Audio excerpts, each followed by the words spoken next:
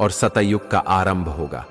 और यह संयोग मात्र नहीं है, यह कालचक्र की गति का परिणाम है, क्योंकि ग्रंथों में यह भी कहा गया है कि हर युग के अंत में समय की चाल तेज हो जाती है।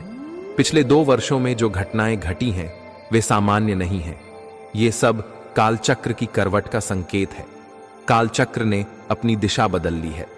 कलयुग का अंतिम चरण अब सामने है, और जब कालचक्र घूमता है तो वो न केवल प्राकृतिक आपदाओं को जन्म देता है, बल्कि लोगों के विचारों और आचरण में भी भारी परिवर्तन लाता है।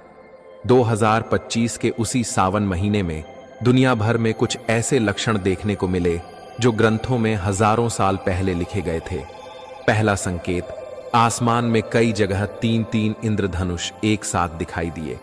यह कोई साधारण घटना नहीं थी। वेदों और पुराणों में इसे एक विशेष घटना माना गया है। कहा गया है, जब एक साथ 3 इंद्रधनुष प्रकट होते हैं तो जान लो कि कालचक्र अपनी चाल बदल चुका है।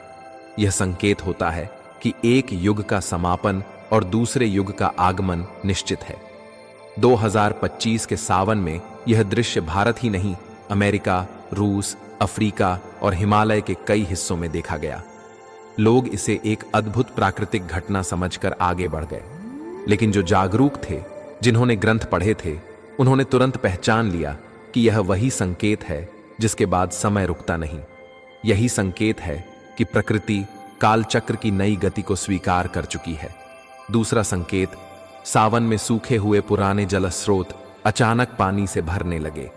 ऐसे सरोवर और झीलें जो वर्षों से सूखी पड़ी थीं, उनमें न केवल जल आया, बल्कि वहां हजारों वर्षों पुरानी पवित्र मूर्तियां, शिवलिंग और देवी की मूर्तियां प्रकट होने लगीं। पुराणों में कहा गया है, जब मृत जलस्रोत फिर से